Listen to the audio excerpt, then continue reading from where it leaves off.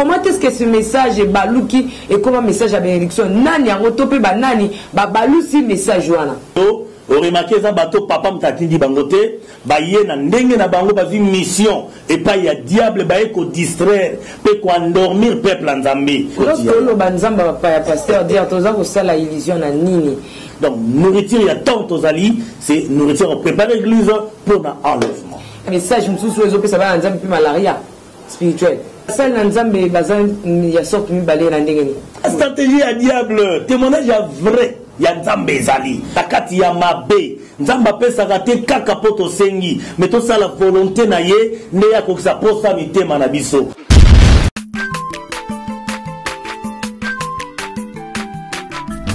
azamwana motote o akosangai abongwa ni pete po awangata nzambe alona zaria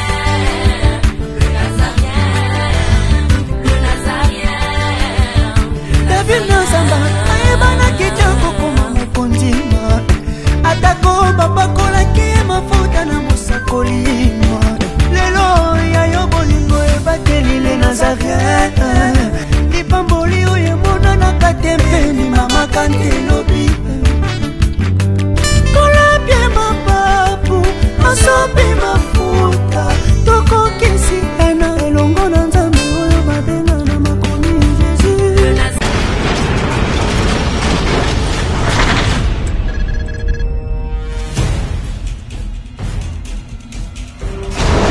Très chers frères et sœurs dans le Seigneur, amis amoureux de l'évangile, nous voici encore une fois dans un nouveau programme. C'est un nouveau programme qui vous permet de recevoir l'évangile au travers de l'industrie cinématographique. Avec le moindre de tous, l'évangéliste Roger Baka. Vous le savez bien, très chers bien-aimés dans le Seigneur, que dans le livre d'Ésaïe chapitre 2, le verset 1 à 4, tel que corroboré par Michée chapitre 4, verset 1 à 3, c'est qu'il adviendra dans la suite des temps. La montagne des sillons de l'Éternel se lèvera au sommet de toutes les montagnes. Alors qu'il est temps pour nous, bien-aimés dans les Seigneurs, de faire de l'Église la réponse aux problèmes de notre nation et de ceux qui vivent partout ailleurs. Voici ces programmes pour lesquels nous demandons à tout investisseur chrétien, à tout entrepreneur chrétien, à tout enfant de Dieu qui a une quelconque activité. L'Église, corps de Christ, existe dorénavant. Par ces émissions, vous qui êtes en Amérique, vous qui êtes en Europe, en Afrique, en Australie, en Asie, nous sommes en train d'interchanger et de piloter la nation au travers de l'évangile. Suivez dorénavant cette émission de films nigérians interprétés avec les tam-tams de l'évangile, avec la mélodie de la chanson, avec l'exhortation afin de booster votre foi. Par conséquent, nous demandons à tous ceux qui nous suivent, vous avez besoin de faire valoir quoi que ce soit. Nazaréen TV est là pour vous permettre de devoir passer par ceci afin de faire connaître votre œuvre, car vous le savez, l'humanité peut oublier votre nom. L'humanité peut oublier votre date de naissance. L'humanité pourra même aller plus loin.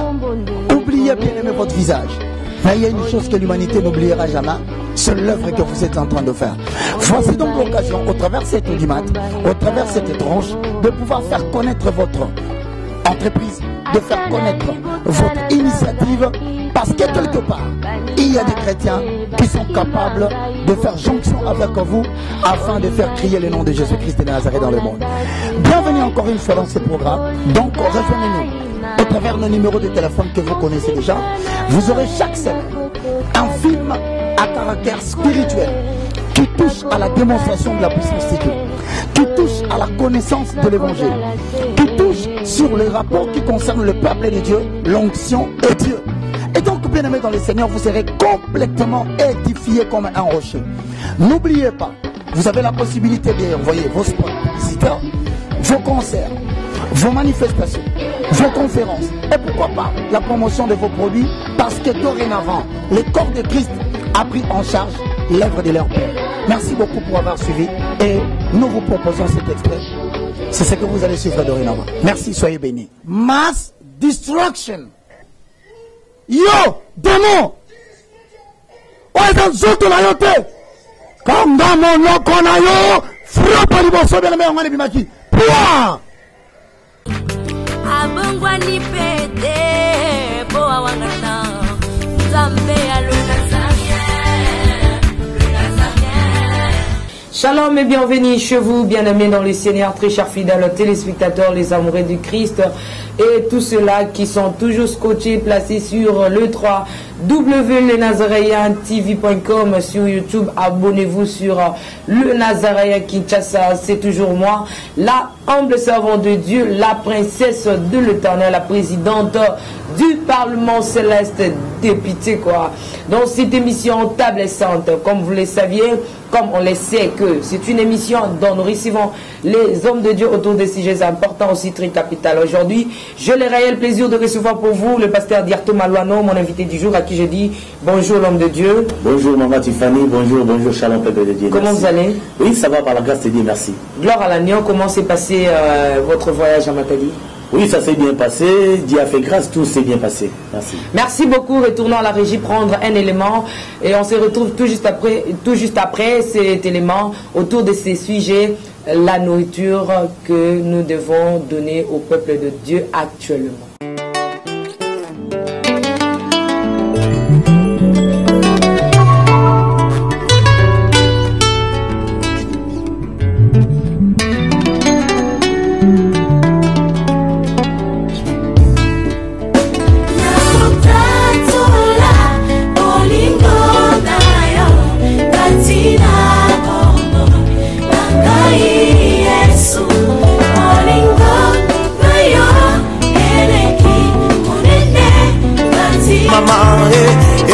Papa,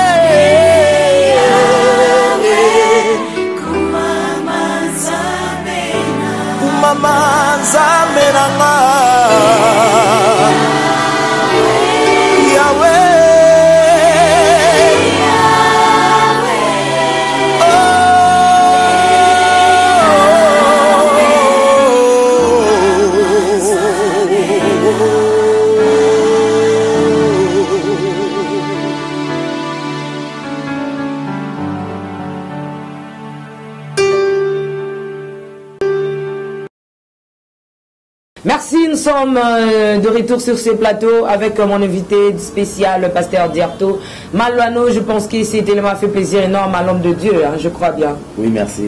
Et aussi à tous ceux-là qui sont depuis la France. Cet élément a fait plaisir énorme depuis la Belgique, Canada, Texas, Allemagne, Finlande, partout où vous êtes en Afrique.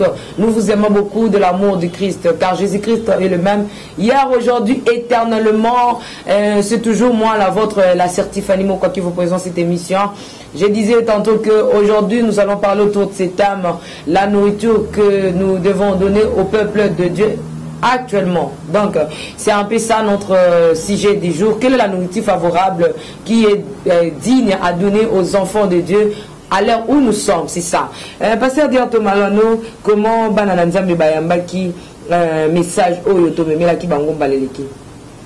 Oui, namoni bandeko bayamba ki message eleka qui vraiment à l'amour nzamba za lokumu pona yango. Gloire à l'agneau. Merci beaucoup.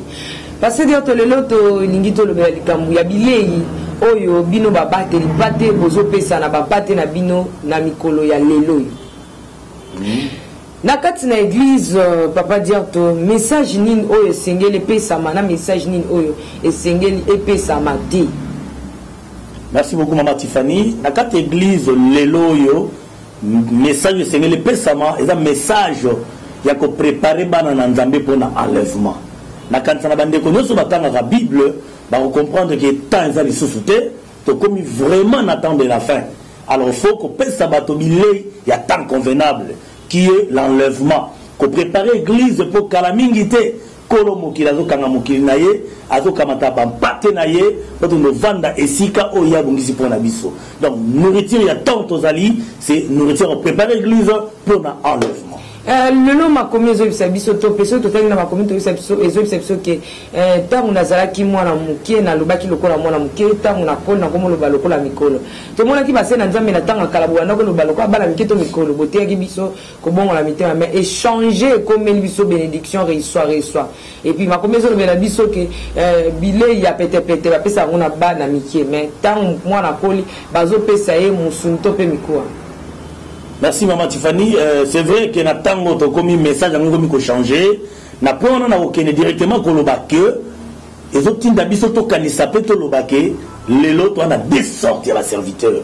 Yango na bazo comprendre te mais tango to zali bilei ni sengi ba pesa na mwana et lo ni fe ba pesa na mwana po mwana kola malamu. Tope na tango nini mwana sengeli alia pote akola malamu amibate la malamu. Yango wana nde na kofungola point wana basal na nzambe bazan ya sorte mi balé na ndenge.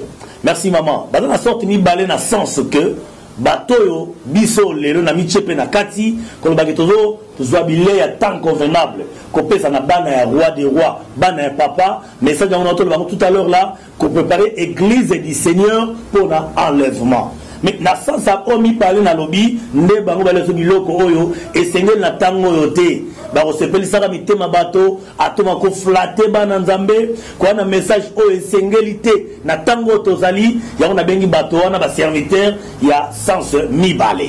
Mais papa dire to tango nini ko bi ko embisa mpate que Yesu Masi alinga zongeza tango so pese l'enseignement kubi parce que laissez-moi vous dire que mutauti na bisenga mukilo ba nebisa maman que Jésus avait beto tika mabe tala bo obika olingate fona no flatter. Oui maman Tiffany, oui eza ndenge nini lelo ndenge tolobi ba serviteur toza sens mibale deux sortes de serviteurs j'allais dire que premier message zali tango ya misi mutu Yesu avant même un message que nzambe pa pesaka nzambe pa molaka banda ko préparer ye na ba formation na ba enseignement à comprendre que avant nzambe pesanga il faut na na bongo la motema na kuma ko appartenir epai na nzambe na banda ko tambola ndenge nzambe alingi ya mibale ko la sorte que nzambe pesaka te na kati ya potopoto na kati ya masumu na kati ya mabe nzambe pesaka te kaka poto sengi mais to sala volonté na ye ne ya ko sa posa mitema na biso c'est alors to na message ko baki nzamba pambolaka abikisaka akopeso mutuka ndako mais ce qui est primordial les ali ko préparer na no moto na bokonzi ya likolo po na ebisaka bande na lobia soko bongo li motema ato sengi mbongo te nzamba bitango na kopeso mbongo bitango na kopeso libala bana pe bénédiction nyonso wana. Pasteur dire to na ngina tu na yo nani tope ba nani tope lo lenge nini message o ezala ki liboso ya kobonga na mitema to ba bazolo ba répondez-vous ba bazo bonga mitema bazo kata mitema zo so comme tamo na kaka yeso ya lelo aso ya bakini mutazo mona tatina kozana monkite mais na ngina tu na comment est-ce que ce message est baluki et comment message à bénédiction nani yango tope ba nani ba balusi message wana. Merci beaucoup maman Tiffany ndeti ndangana lobake deuxième sorte ba serviteur oyo wana ba elelo remarqué ça bateau papa mtatindi bangote ba ye na ndenge na bango ba vi mission et pas ya diable ba eko distraire pe ko endormir peuple nzambe biso doaki na message quand on biso église de réveil au moment tout sambela ozomona ke bato mutazomona tina ya mokilité tina ya masumuté azolinga lelo kola zoye amemaye mais ba oyo ba ye wana bango bato ba na message que soko ye pa Yesu il faut kaka obala il faut voyager il faut bonga mais sur le plan pratique sur le plan pratique et bandi na mbula nini pe banani baina yango mindele to bino moko to banani uti wapi nsope église nini bandi makambo wana. Ah, merci beaucoup maman. Et ngai na olobaki e bandi tango ba sali ya nzambe ba se dérouté ba bungi nzela tango bazu vous savez le bato ba contrat ba monde à ténèbres o ba simbaka kisi na mama bonzambe oyo message ba opesa bango kuneza ke ba endormir peuple cela veut dire ba te ya parole ya vérité te ba distraire bana ya nzambe yango na message wana ye ya recevez ntakwei voyage à poto libala ya bien ndakwa bien OK en réalité message auto na ngolelo ezia ko présenter ba bien matériel te maître na biso Jésus-Christ Satan proposa qui est mokili a proposa qui est ba momengo monde mo mabine gumba melanga donc alors Jésus répond à non na ko gumba mela mutu te ba gumba mela kaka yawe nzambe il y a des serviteurs bandimi ko gumba mela bisengwa mokili yango na ba zi message wana ba do transmettre ba ta église so que bandi tango nini oui bandi je crois kala mingi te de ba message wana e bandi mais tango église de réveil zalaki na début na ngo excusez-moi na ko se tromper na ba année na ba début église de réveil omona ki tango toye na kati ya vie ya bonzambe oyo omona feri tosala na bambunda Yesu azali yawa donc omona ke mutazo mona ke non on a sali c'est ekoki il faut na pesa vie pa nzambe mais tango ba ko moderniser makamba bonzambe oyo ba ko kotsa makambu ya ba nzambe ya ba paya ba pasteur étranger ba ye ba initié ba pasteur congolais ya mwana mabeko tia lo ba nzamba ba paya pasteur dire toza ko sala illusion na nini parce que lelo nzamba pa lelo ba peuple congolais ba yebi histoire na bangote est-ce que na habite est-ce ko beta histoire ya peuple topé ni na bino na kati na église ya lisumu hôtel sa peuple na ye peuple ankolo ke tala histoire ya mboka na yo boy est-ce que ya lisumu na kati ya église parce que là on ba histoire ya ba paya parce que bible o peut toujours tanga ba memel biso un peu comme memela pasteur Dieu. Merci Maman Tiffany. Dans notre histoire ba paya lelo limbisana na ibisayo ke ngai ba pasteur étranger mingi na bango na ndimaka bango te. Premièrement, yami balé kotanga histoire ya mboka na biso kolakisa bana nzambe histoire ya mboka eza mabete nzamba lobi premièrement bolingo fait régner en réalité biso mo ba pasteur faut tout ter bataka te église bolingo ya Congo mboka na biso bolingo ya biso na biso ba congolais kolinga ndeko aza pene na yo avant na olinga ndeko mopaya musika na na olinga mboka na nga na olinga na bandeko na ngai c'est ça alors nzamba ba payo na lobi ba pasteur étranger mingi ba ye quand je dis nzamba pa c'est que ba melibiso nzambe mosusu en dehors ya Jésus-Christ de to benga ba nzambe ya bapaya na sens wana. Mais parce que comment est-ce que les lots toujours baka pona yote mais d'une manière générale pourquoi les lots comment les sumu ceux qui peuple les ndozo baka ko endormi même bino mo reconnaître que ba endormi peuple il y a des serviteurs pour endormir le peuple. Nous devons reconnaître un mot. Bon, mais ça, je l'ai dit à ma somme, peut-être ça peuple qui peut m'accompagner. Il y a histoire en Bokanaote, qui peut m'accompagner culture, il y a Bokanaote et où tu as pu.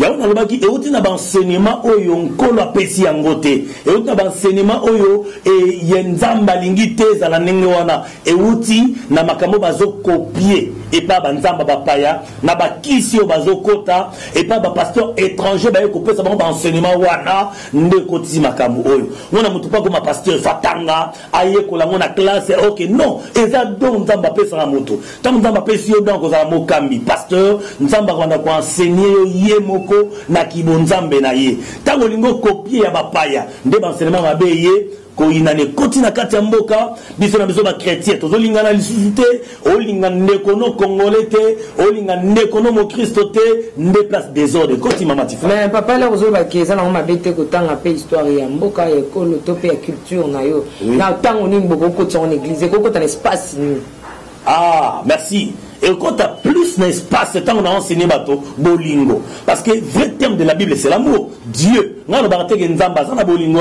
mais nzambe yemo kwa sa bolingo. Tant que tu as nzambe kapese, il faut que mboka na ye, Bible lobi, bénédiction de dépend na mboko to vandi.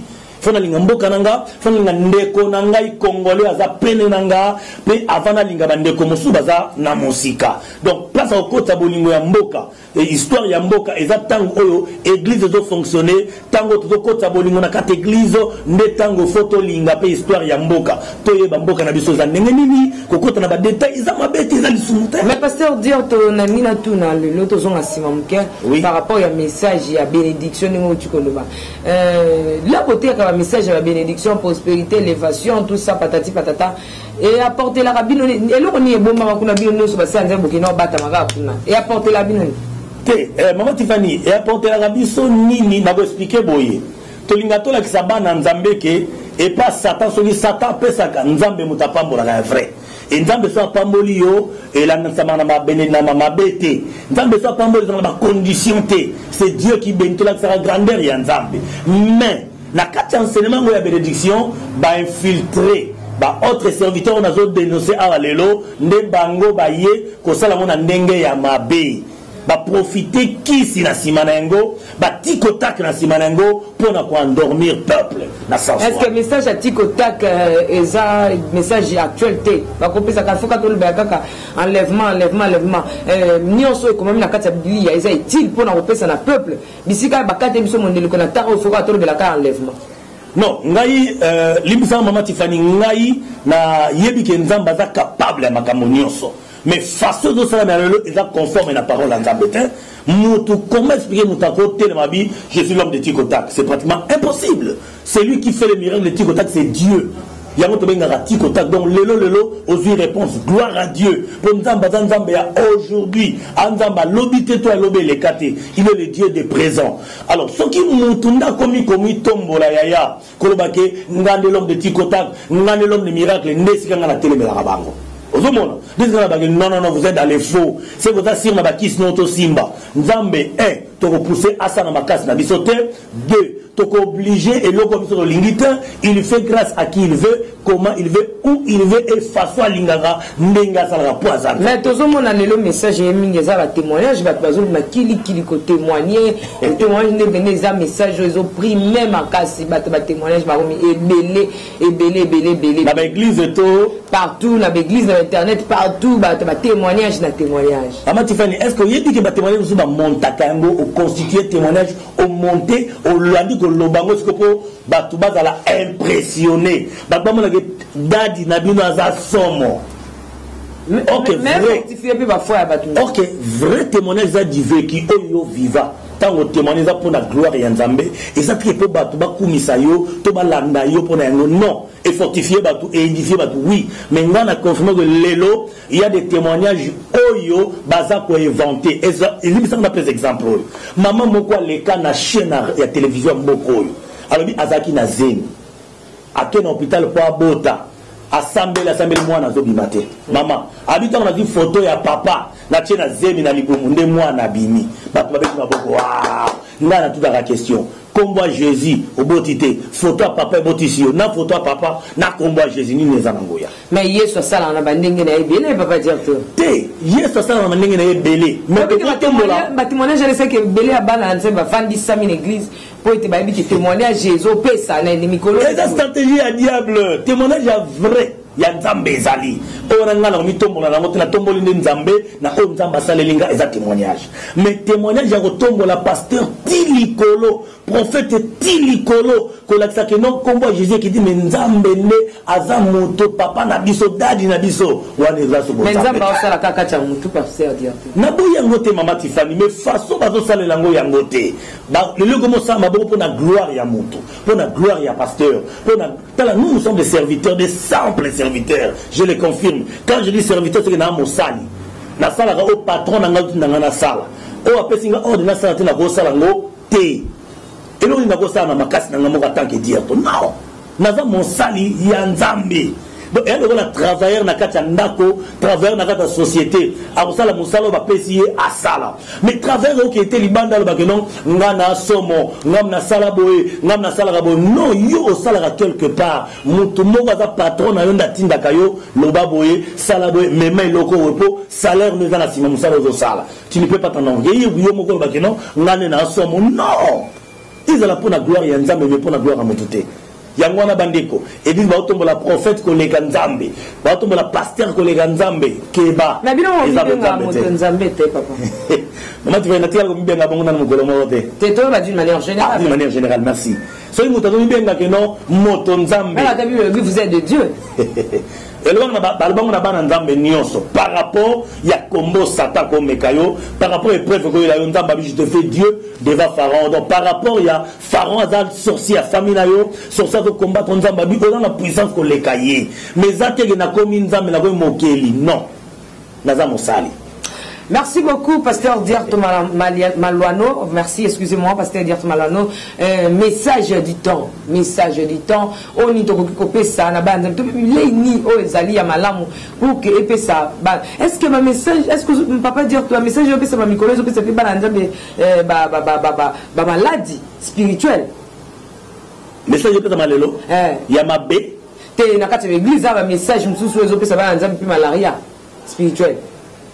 Ah non, on a évité ce message, mais comme ça, malaria spirituel. Parce que le message est ça m'a mis dans l'église, et comme si bah poli, et comme si bah têtu, et comme si bah tout orgueil spirituel, et ainsi de suite.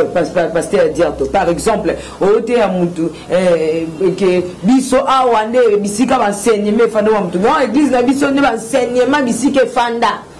Papa biso ne pena donc yenda soukisi na enseignement. OK, écoute enseignement okuna to éviter. Merci maman, na comprendre malamu question na yo. Oui, la confirmer si que message nous souvient une question et ça peut être malade, ça c'est vrai.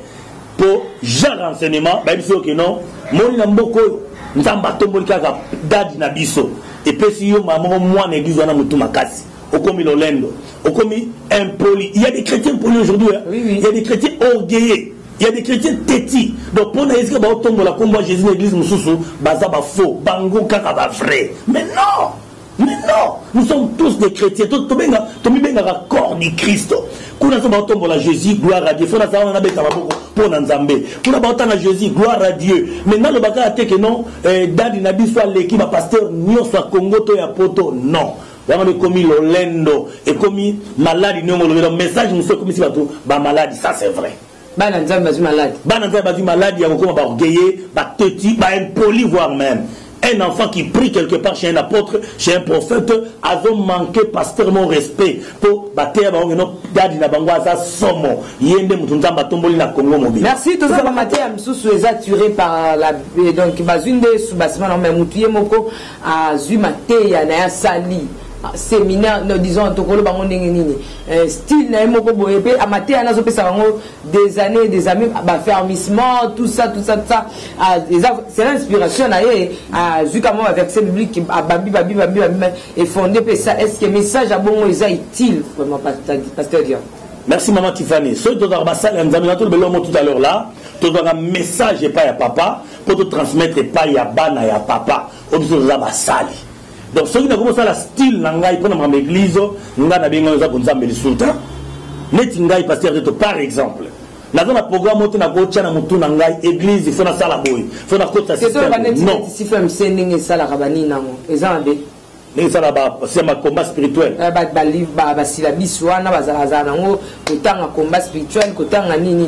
Combat spirituel, enseignement sur fermissement, sur la prière à combat. Et dans ma bête, c'est de la Bible, peut-être enseignement de prière, comment attaquer, comment prier. David a peut être prière mon arrêt la Bible. Et la prière a commencé dans la Psaume 109, verset 2 à 20. Au moment où non, Seigneur, bateau Babunsanga. Et donc la bango, et ça veut dire genre à prière à combat spirituel. Mais ma genre d'enseignement, par exemple, n'a inventé le komoko des autres hôtels, il y a Mabota, des autres hôtels, il y a Banzungu, des autres hôtels, il y a. Pasteur Mutombo. Pasteur Mutombo. Ceux qui a sali enseignement Nengoana, pour naïe, à Boukaba, hôtel à Bikeko. À Komiko. J'ai dehors avec les hôtels de tes parents. On a un exemple, mon coana. Pour tout le monde, des autres hôtels, on va s'en chaque fois, chaque année. Et Babalusaka, page. Des autres hôtels, il y a mariage. Des autres hôtels, il y a Kolia Malam Nandako. Des autres hôtels, Missileto, Mambalo Somo, Magorodo, donc, échange à forme. C'est comme style, Nayo, et ça, c'est mon manzambeta. Ok, mon manzambeta, inspiration. Est-ce que tu vas faire l'année d'enseignement? Il y a papa, apôtre Léopold Mouton. C'est un apôtre où il a lingaki mingi na vie nanga. Na bilinga la bien. Na lingaki mingi. Depuis qu'on a une démonstration à Tiko Taka au bisa Miloko, na comment redouter. Pourquoi j'ai dit ça? Un apôtre sera fondé la Bible a enseigné sur l'Apocalypse, sur le temps de la fin. On a touché. Mais les lieux comme ils sont au Kekuna, ceux qui nous chopent limité PC. Ceux qui PC maman mou balakisi libre de bimie na nzoto abo maman. Je regrette. Quelqu'un qui ne connaît pas la parole, qui n'a pas la foi à y le message à miracle là, ma pasteur. Maman Tiffany, message à miracle, n'a na télémédia. Pour nous, ça sert à miracle les pasteurs. Et Zambé. Donc, nous avons une chair dans le théâtre. Ce qui nous a dit, à travers parole et toucher Moutou, nous avons prié pour nous, nous avons prié pour nous, Moutou Abiki. Mais ceux qui ont défendre le miracle, nous avons un miracle. Est-ce que ça pasteur? Tout est en Zambé. Bah se poser la question, bah la réponse dans mandat. Mais oui, que ça que bah en Zambé base à la peuplé na katina beauté bah en Zambé bah est belé par rapport à message de destruction des hôtels bah c'est belé bah combat bah ni bah comprendre bah socialité et ça n'a pas impact ça n'a fait et te reçoit bah on peut mon Jésus Christ me collaborer. Merci maman Tiffany. Intérêt bah plein wana tout le monde a battu bon vraiment mitema. Mais plein karaté pour au moins lelo na mboka na biso toi na stade amunene stade des martyrs c'est qu'on va mettre à rabale ceux qui croisent des gens na stade ça va plein ceux qui ba musiciens mukili Babeta concert, stade de Salara, plein. Mais Batouan les Arabanani. Les mêmes gens, Baklamara pasteur, les mêmes gens, Baklamara musicien, Baklamara Bouzoba. Pour ça, on a dit que ça va plein wana, Batouba Bongo, la mité, maintenant on a passé à Congo rediminé, Bolingo Rokota, Batouba changer vrai. Mais plein aux hommes, on a Eza, numéro, Moussou, Salamana Congo. Et dans le lobby, il a confirmé que mais papa, est-ce que lorsque vous avez numéro, au monde a beaucoup de sacanés, qui est choisi. Pourquoi vous ne croyez pas dans le miracle? Parce que comment on dit surtout ceux qui ne disent papa, monsieur le parle, excusez-nous, à celle pleine aïe, bazoya, bagno, kababima, micho, babima, bangolo, tout ça. Bozo, mon encore qui s'est donc il soit Congo salaté. Merci maman Tiffany. Hier soir au salaire bien ma casse les gawana. Pour nous trotter les mélanges, pour tout le monde est conforme à la parole. Comment expliquer? Mon Jésus, bandon me mêler mon toit à courir, baby kaza malade. Ba me mêler Jésus a sambeli poneto à l'actif moussap. Toi déclarer parole, esprit et bini. Et puis bandon le fait esprit à dans mon moto physiquement. Par exemple, ma maman non, fou des gadara, oyo tant bakutana Jésus, bini ma mère d'autres la carte naïe. Et fou à l'obi, pardon toi la promenade mais esprit zoloba. Boka tsata na bangolo, tant Jésus a musapi.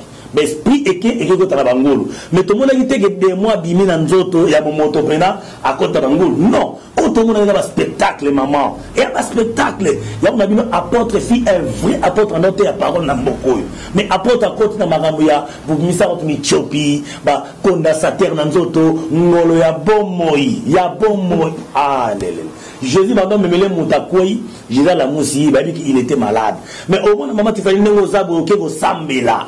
Nanda kuno oyebi que dans la nyoka te dans la ligorodo te mettons on a ligorodo binio bon yo mutango va dans senti j'étais malade par rapport à ligorodo mais ça les malon peut ata mbilo moko soki mutu alonga ndaka vite kaza minimo ave ba demo ki no ibana na ka kuno l'église azo koya te ezaka ndenge wana te yango mo na hotel melango peut miracle nzambe te miracle nzambe nanga passer na riba te le miracle esala pour ça mon miracle tout c'est basé na parole nzambe de produire un miracle ngana baka parole plus foi égale les miracles. Mais là où il n'y a pas la parole de Dieu, miracle est ça. Mais papa dit que tu connais tout, non? Est-ce que Bino a pasteur vous a tort ou a depuis un message en Boka?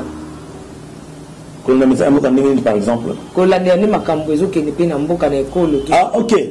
Nous information, le message de Mambéli, en Boka, surtout Nga, et puis le pasteur, nous sommes général, Tolande la maman, toi, pas congolais. Toi, on appelle en Boka, Tolande la bien sûr. Les Bolande la on vous sert à l'étine.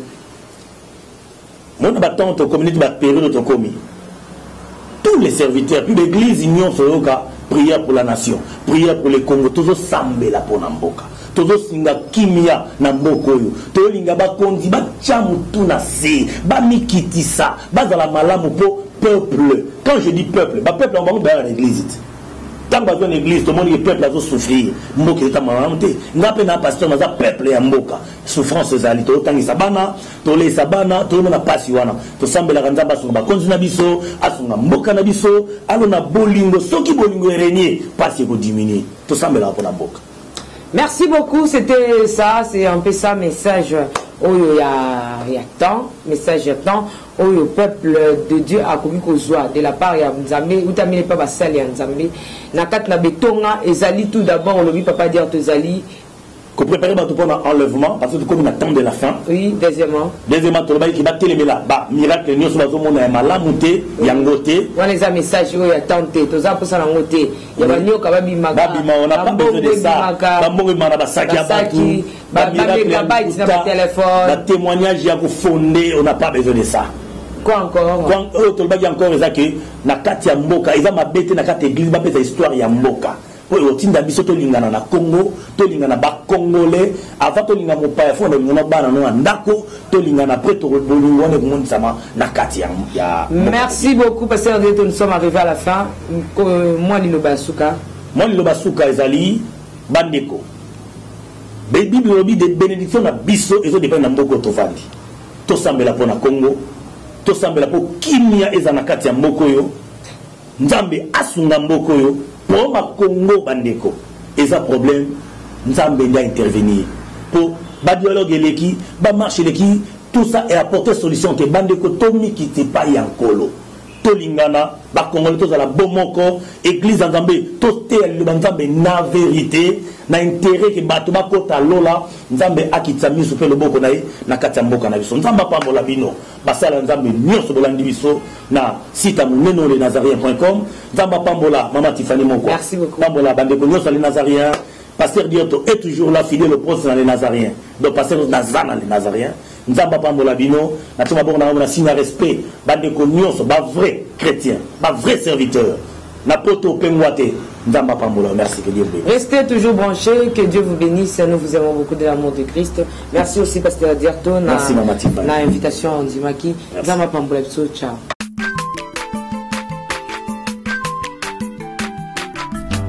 Azamwana motote po akosangai abongwani pete po awangana nzambe alona